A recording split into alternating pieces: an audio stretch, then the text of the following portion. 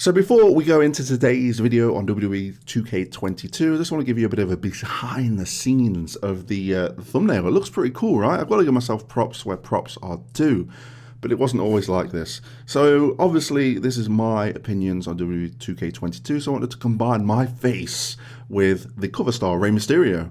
So I thought, well, I don't have a Rey Mysterio mask. I'm good at Photoshop. I can Photoshop. So I'll just put my face inside the mask of the cover art. Yeah, it didn't go down too well because me and Ray have different sized heads, and this is the prototype thumbnail, and I'm glad I didn't go with this. I like the fade that I went with. And yeah, if you like the thumbnail too, let me know. But without further ado, let's just get into the video.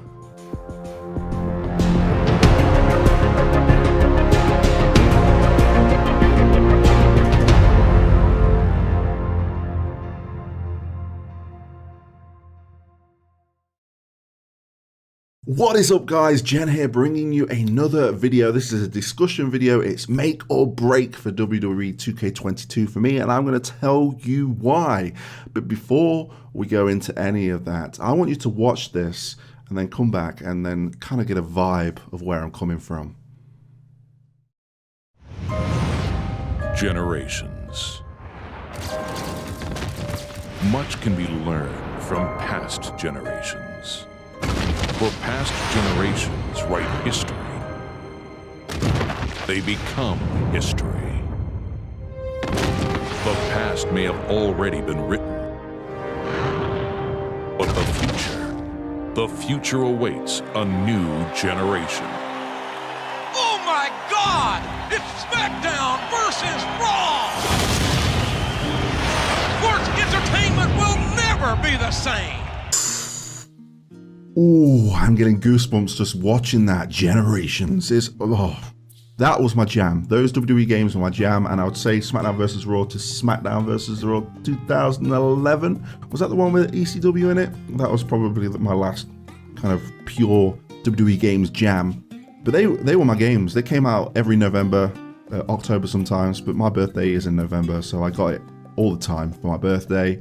Have fond memories. I can remember one time, I think it might have been 2006, where, what was it? The Buried Alive match came into it, the casket match, and I was like playing as Undertaker and Kane and just loving just all these additions that came each year, because sometimes, whether I'm not following the product as much as I would do, I always had the games to go to kind of make my own WWE universe, as to speak. And that's what I enjoyed about them. And obviously I fell off the ladder until WWE 2K19. I had the opportunity to become a content creator leading up to launch with a load of other bunch of people, awesome people. And obviously being part of that, my hype level for the game was up there. It really was. And I was ready for this game, and I did some content. We did some career mode. But then I kind of fell off because, I don't know, I just fell into that kind of stagnant trap. So what makes WWE 2K22 different, I guess, is what the video is about. It's make or break for me. It really is, because I'm not into the product as much as I would be at the moment, but watching the trailers and these gameplay reveals and these showcases and talk with the developers is really getting me excited for the game, and I've got it pre-ordered. I'm ready for it. I really am. But I just kind of want to go through things here and there and just kind of talk about why we're at this stage, why I'm here, make or break. Obviously 2K20, we won't talk about that. I completely skipped it. But 2K22, I'm ready, and I think this one's going to be different. There's many reasons why. I've got gameplay playing behind me, just so if you want some kind of visual key to what I'm talking to, it's there, or if you just want to look at my lovely face, then go ahead. But just seeing the initial trailer, the screenshots building up, you could see that they revamped the graphics. These look the most realistic they have. And obviously this is the first WWE game that's going to be available on next-gen hardware. I have a PS5, so I'm thoroughly excited to have these graphics and possible 60 frames per second. I don't know if they talked about the frame rate yet, but the possibilities are there. And then we kind of went into the gameplay showcase. They showed Rey Mysterio and Damian Priest. And this is where it kind of won me over a little bit. It looked a lot more fast-paced, a bit more arcadey, I'm going to use, because the simulation phase from like the early 2K games to where we are now I'm not really into the simulation games. It seems to be very slow when a lot of these matches in WWE are nice simulated, and I kind of didn't like that. So seeing this and the new kind of camera angle, the camera angle really won it over for me as well, like that close cut camera angle. It seems to be a bit more arcadey, and I'm liking all of the new like dodges, the blocking. You don't have to store reversals, and just the overall presentation of the game looks awesome. Now let's go into other things. I can't really touch much on gameplay because not much has been revealed. We've just seen that one gameplay showcase, but I was thoroughly impressed with what I've seen. Again, graphics are above and beyond. People can complain about hair, but hair is the most ridiculous kind of physics, polygons to deal with in a game. Yes, you'll see these single player games that have a luxurious hair, but this is like a fast-paced kind of sports game, right? Where if you're going to have 6 players that all have hair, imagine how much memory has to go into all of that. So what they've done with the hair this year, I'll accept it. It's good. You're not going to have each individual strand of hair have its own kind of polygon count. Just won't be doable for a very long time. And that doesn't bother me. The graphics have never bothered me, but seeing this kind of like lifelike edge looks awesome. Who else looked awesome? The Rock. The Rock's always looked like, I don't know, the foundation, I guess you could say, in previous WWE games.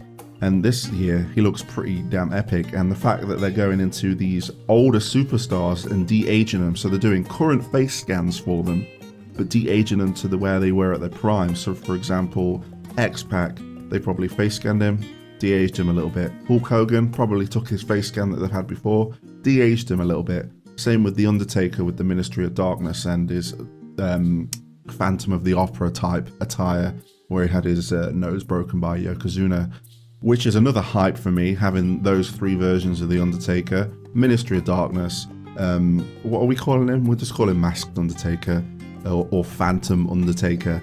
And we've got the Boneyard match Undertaker, which is the most current Undertaker to have. It looks like he's borrowing from his American Badass entrance, but regardless, it is there. So it's like we can insert him into WWE Universe, GM mode, etc.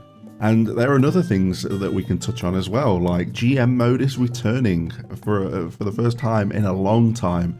And I'm making this the day after we just had the showcase of the GM mode. And it looks cool. Like there seems to be a lot of thought put into it, like making decisions, talking to superstars individually. I'm sure they could probably make trade deals with other GMs, and the fact that the GMs have their own perks, so you need to think about it. You could take your own GM into it. They've really thought this out. Like I can understand looking at that perspective that, okay, they've not had it in for a while, but it's quite obvious that they've had it on the back burner for a long time, and these ideas are finally fully coming into fruition, which is really nice to see. And the fact that you could play locally and co-op, co-op, and then online as well is just in itself content, isn't it? You can have a lot of fun with like if I'm a content creator, so I could hit up another content creator and I could be like, let's do this GM mode, let's have some fun. Or I could just hook up one of you guys and we could have a bit of, see who's got the best brand. So the possibilities there are endless. WWE Universe is getting a bit of a revamp. The fact that it's still at its core. I'm alright with the Universe. It is what it is. I think my brother is more into the Universe than I am. But what gets me interested this year is the fact that I could pick, I could pick Damian Priest. And I can be like, well, I want a season mode, like a SmackDown 1 or SmackDown 2 Know Your Role type season mode with this superstar. And I can do that with it has like pre-planned storylines and stuff like that. And that's awesome. That's replayability right there. Like I could make, that's content as well. As a content creator, you got to look at its content. That's content. That is content right there.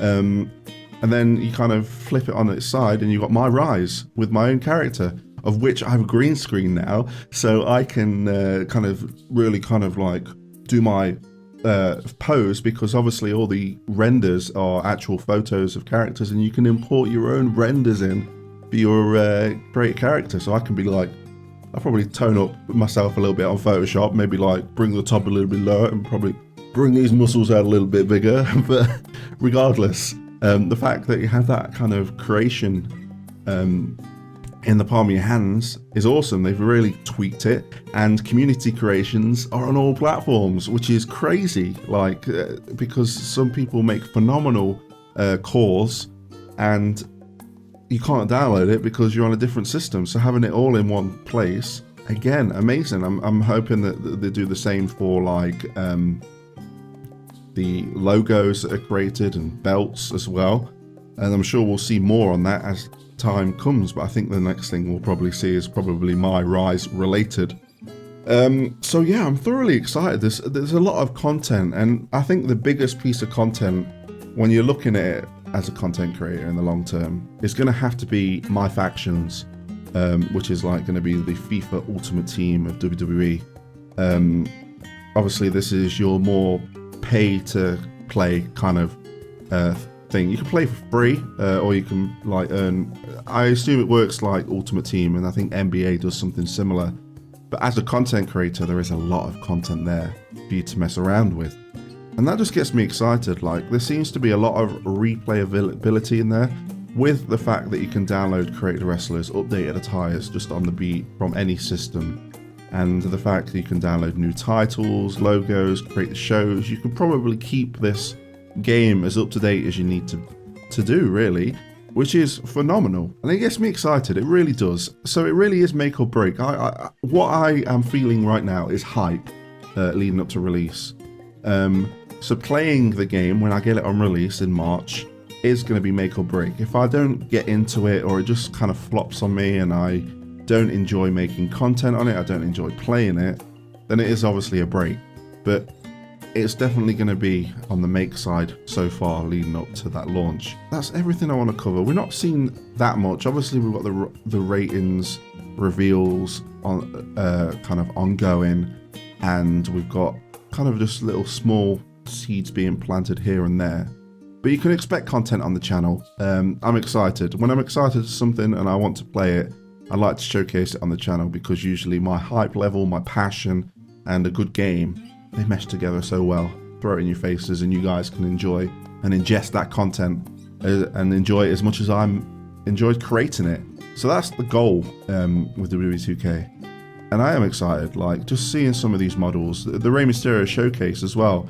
How many versions of Rey Mysterio are we getting? And then we could probably customize each version of those Rey Mysterios as well. So Rey Mysterios everywhere. I do wish that they were used as alternate attires as opposed to separate superstars. I don't know if that's the case. I'm going back to my 2K19 days, so I don't know how it works. But essentially, you could have Rey Mysterio versus Rey Mysterio versus Rey Mysterio versus Rey Mysterio versus Rey Mysterio, Rey Mysterio, tongue twister in a elimination chamber match, for example. But more realistic. I like the more realistic approach, and just be like, right, I'm picking Rey Mysterio, but I'm gonna. Who do I want to play as? Oh, 2019 Rey Mysterio. That's who I want to go against. The Rock, current day Rock with his beastly tattoo. Obviously, that's not in the game, but you know where I'm coming from. That's just a little pet peeve from me. But yeah, WWE 2K22. You guys have got to let me know your thoughts and opinions on it so far in the comment section below. Are you excited? Are you going to be playing it? Are you going to be tuning in for my content that I'm going to be creating for it? I don't think I'm going to be covering it again leading up to launch, unless there's something very significant. I don't really do reaction videos, but maybe if there's something that I like to react to, maybe. I don't know. I can't do reaction, because I'm like the most boring person when it comes to reactions. I'm just like, I'm not like, oh my goodness, shucky ducky quack quack. I'm not like that. Regardless, stay tuned for more WWE 2K22 channel content on the channel. I've lost myself now, shucky ducky quack quack to myself.